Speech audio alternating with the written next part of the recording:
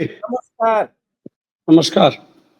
आज हम एक विशेष मुद्दे पर चर्चा के लिए बैठे हैं और ये मुद्दा जुड़ा हुआ है नौजवानों से, युवाओं से, जो युवा भारत है, जिसको तलाश है रोजगार की, नौकरी की। और आप सब जानते हैं कि सरकारी नौकरियों की डिमांड सबसे ज़्यादा है आज भी, क्योंकि उनकी सेवा शर्तें बेहतर होती हैं और एक स्थायित्व होता है जो प्राइवेट जॉब में नहीं है।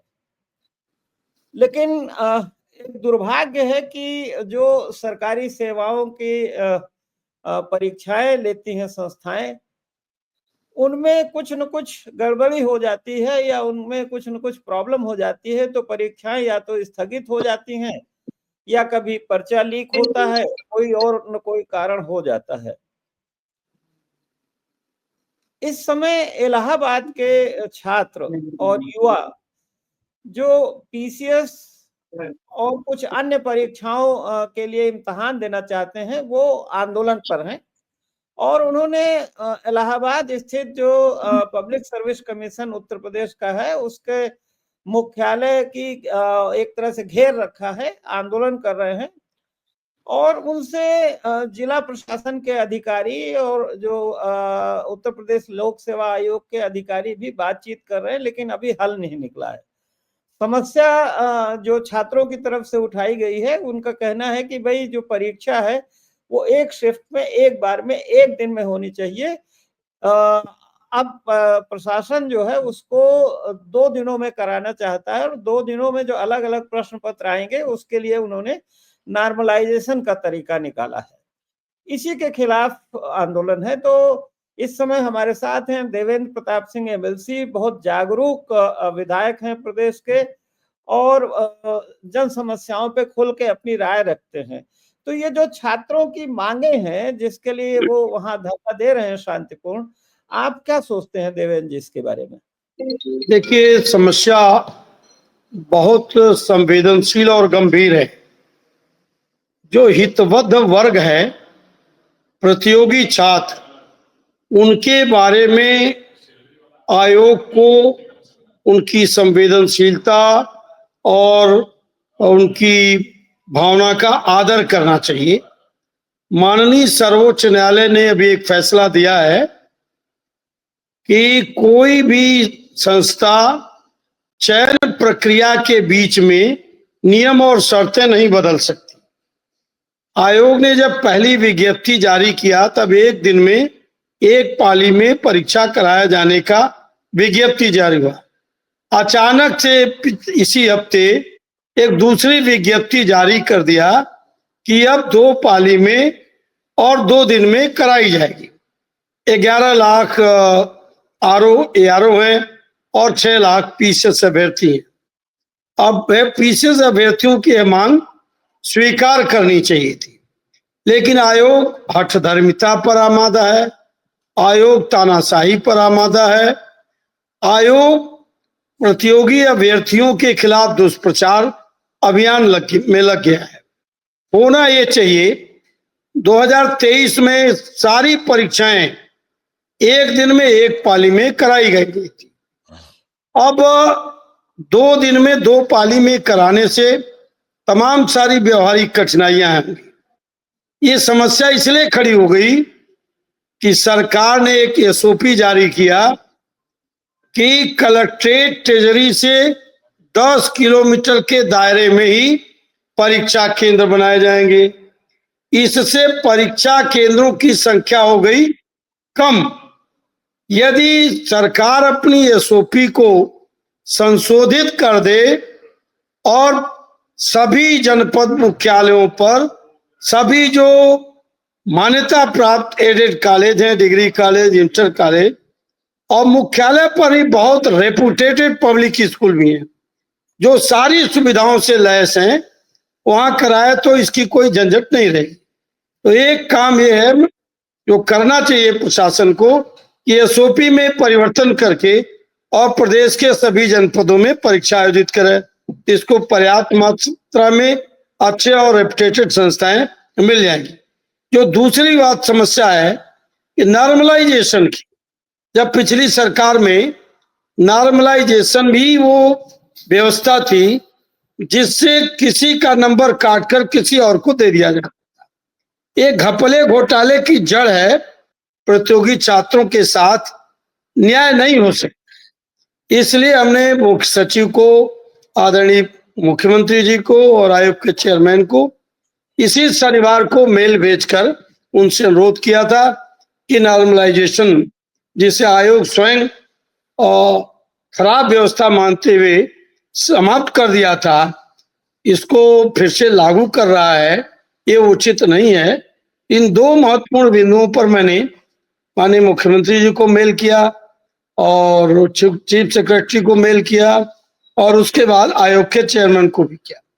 कल शाम से लगातार मैं कोशिश में हूं कि मुख्य सचिव से मेरी वार्ता हो जाए, लेकिन मुख्य सचिव महोदय पूरी प्रशासनिक अमले के साथ महाकुंभ की तैयारी में, वो एक बड़ा आयोजन है, विश्व स्तरीय आयोजन है, स्वाभाविक है उसमें व्यस्तता भी होगी, समय भी लगेगा, लेकिन हमारा सरकार से आग्रह है कि बच्चों के साथ उनके हितों का ध्यान रखा जाए, मानवीय दृष्टि से उनकी समस्याओं पर विचार किया जाए, एसओपी में बदलाव कर एक दिन में एक पाली में परीक्षा कराई जाए और नॉर्मलाइजेशन की व्यवस्था को, जिसे आयोग स्वयं निरस्त कर चुका था, उसे फिर से अपनाया जा रहा है, जो कहीं से भी उचित नहीं। से भ्रष्टाचार को बढ़ावा मिलेगा और आयोग की भर्ती प्रक्रिया पूरी पारदर्शी नहीं रह पाएगी। आयोग जिसे चाहेगा उसे सेलेक्ट करेगा, जिसे चाहेगा उसे बाहर कर देगा। इसलिए ये जो विद्यार्थी जीवन है एक तपस्वी का जीवन है। 5-6 वर्ष लड़के तपस्या करते हैं, दिन रात लग करके मेहनत करके तैयारी करते हैं, पीसीएस बनेंगे, और उन बच्चों को आयोग कह रहा अराजक हैं, उन बच्चों को कह रहा हिंसक हैं। 12-15 हजार अभ्यर्थी धरने पर बैठे हैं। देवेंद्र जी, उन पर लाठीचार्ज भी कल हुआ, बहुत 2 बार, दोपहर में भी हुआ और शाम को भी लाठीचार्ज हुआ। मैं उन बच्चों के साहस का, उनके पराक्रम को सैल्यूट करता हूं, जिन बच्चों ने शांतिपूर्ण तरीके से धरना दिया है। गांधी जी ने यही रास्ता में बताया, जब चारों तरफ अंधेरा हो, निराशा हो, तो सभी ने अवज्ञा आंदोलन के रास्ते चलना चाहिए, सत्याग्रह के रास्ते चलना चाहिए। मेरी प्रार्थना है कि अभ्यर्थियों के खिलाफ आयोग दुष्प्रचार बंद करे, हठधर्मिता और तानाशाही परित्याग कर उनसे बात करे, उनका हित किसमें है उसे सर्वोच्च प्राथमिकता देते हुए नॉर्मलाइजेशन समाप्त करे और प्रदेश के सभी जनपदों में एक पाली में एक दिन में परीक्षा कराई जाए। देखिए, जो हमारी जो एग्जीक्यूटिव होती है, ब्यूरोक्रेसी एग्जीक्यूटिव, जो सिविल सर्विस और बाकी ये सब, ये बहुत महत्वपूर्ण है सरकार के कार्यक्रमों को लागू करने के लिए और प्रदेश में और भी नियम कानून कायदे लागू करने के लिए। उसके लिए जरूरी है कि जो रिक्रूटमेंट है वो पारदर्शी हो, न्यायपूर्ण हो और ईमानदारी से हो।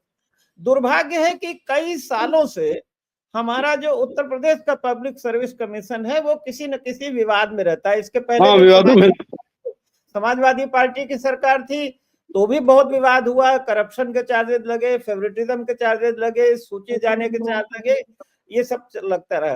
तो मैं समझता हूं कि अगर मैं गलत नहीं हूं तो जो वर्तमान सरकार है भाजपा की, आप लोगों की, इसकी पहली प्राथमिकता होनी चाहिए थी कि पब्लिक सर्विस कमीशन के सिस्टम को दुरुस्त करें।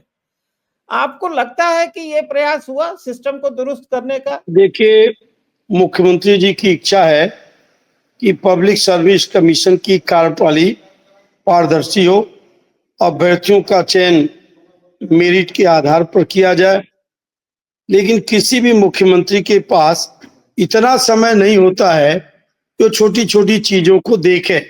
यह देखने का दायित्व मुख्य सचिव का है, प्रशासनिक अमले का है। मुख्यमंत्री की नीयत साफ है, लेकिन मुख्यमंत्री जी के पास अफसर जाते हैं, अपनी बात मनवा लेते हैं, जनता का पक्ष नहीं रखते। जिनका हित, जो हितबद्ध अभ्यर्थी हैं, उनका भी पक्ष उन्हें रखना चाहिए। और मुख्यमंत्री जी के सामने अगर रखा जाता तो ये बात बिगड़ती नहीं। अब बताइए, 17 लाख प्रतिभाशाली नौजवान सड़कों पर न्याय के लिए खड़े हैं, और अगर उनकी आवाज को बर्बरता से कुचला गया तो इसके परिणाम सुखद नहीं होंगे। भविष्य के लिए, सरकार के लिए बहुत बड़ी परेशानी का कारण होगा। इसलिए मैं ये चाहता हूं कि नौकरशाह, तानाशाही पूर्वक को चलने का जो प्रयास कर रहे हैं वो न करें, और अभ्यर्थियों की मांगे मानी जानी चाहिए। 2023 में इसी सरकार में, इसी आयोग ने एक दिन में एक पाली कराया था। जहां तक सवाल है कि पर्चा लीकेज का आशंका है आयोग को कि लीक हो जाते हैं, दूर दराज में होते हैं, तो इस प्रदेश की एसटीएफ इसमें सक्षम है कि पारदर्शी कराने के लिए सारे सिस्टम को सर्विलांस पर लगा ले, तो कहीं कोई जगह न तो नकल होगी, न ही कहीं कोई जगह पर्चा लीक होगा। होता क्या है, नौकरशाही में जैसे कोई व्यक्ति चयनित होता है तो उसमें अहंकार का भाव आ जाता है कि मैं ही हुकूमत हूं, बाकी लोग मेरी रियाया हैं, उनको जैसे चाहो वैसे कुचलो, हम जो कहेंगे वही रहेगा। इसी अठधर्मिता का ये परिणाम है कि आज आयोग पीड़ित अभ्यर्थियों की बात नहीं सुन रहा है। कितनी खराब बात है कि गांधी के रास्ते पर चल रहे अभ्यर्थी और उनके ऊपर दिन में कल 2 बार लाठीचार्ज हुई। आज भी पुलिसकर्मी 5 अभ्यर्थियों को उठा ले गए, थाने में बंद करके टार्चर कर रहे हैं, दबाव डाल रहे हैं। तो ये कहूंगा कि टार्चर जितना करेंगे, जितना आप उत्पीड़न करेंगे, उतनी आग भड़केगी। इतिहास से सबक लें, और जितना कुचलेंगे, किसी की आवाज को बर्बरता से कुचला नहीं जा सकता है। वो बड़ा विस्फोट होगा, राज्य में बड़ा विस्फोट न हो, जन विस्फोट न हो। इसके लिए जरूरी है कि पीड़ित अभ्यर्थियों की बात मानी जाए।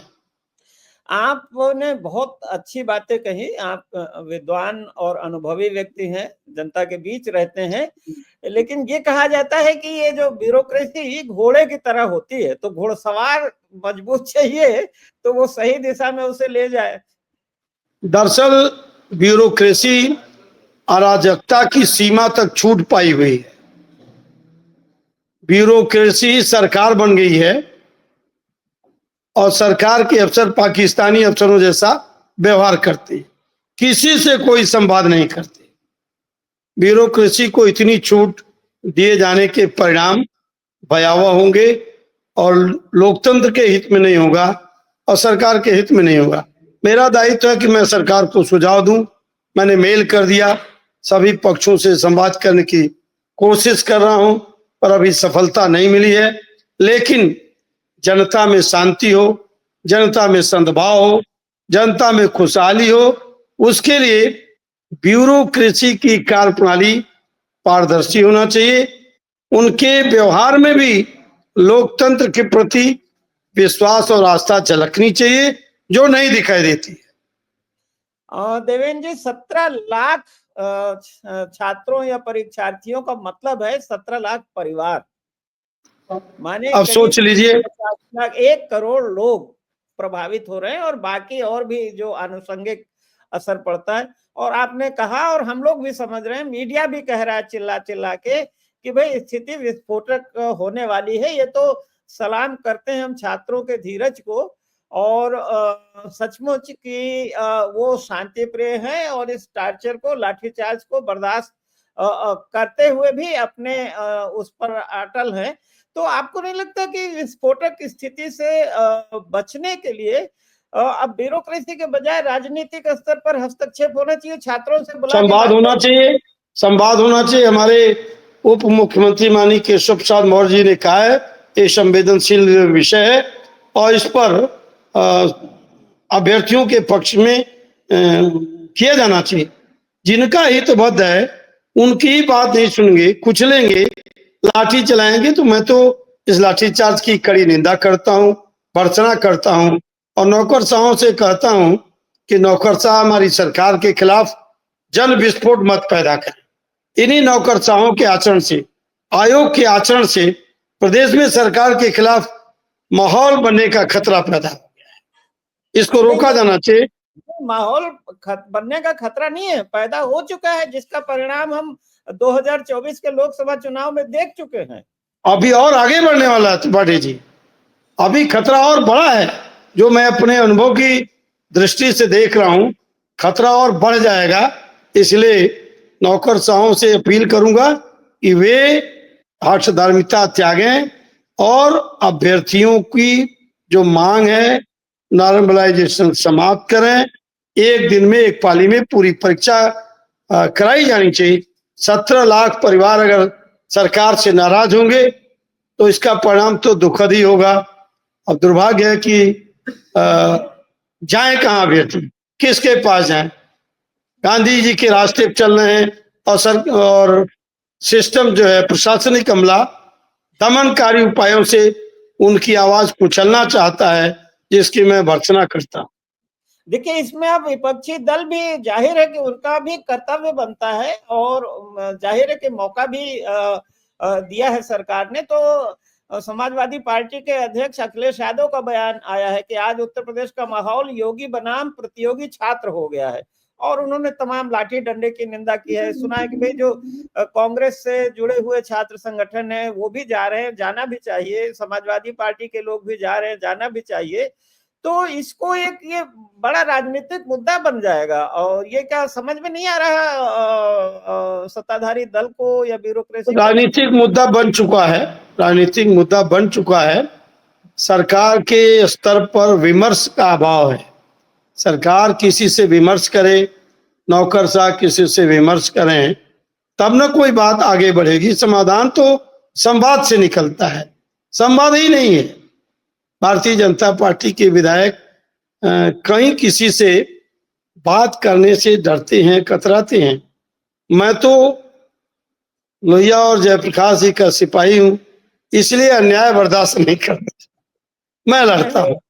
नहीं, बहुत बहुत आपका धन्यवाद, आपने हमसे बात की, और बहुत बहुत मुबारकबाद कि आप जो छात्रों के और आंदोलनकारियों के जो सच है उसके पक्ष में आप खड़े हैं और मुखर हैं। और हम उम्मीद करते हैं कि आपका प्रयास कामयाब आएगा, स्थिति विस्फोटक नहीं होने पाएगी और बच्चों को न्याय मिलेगा।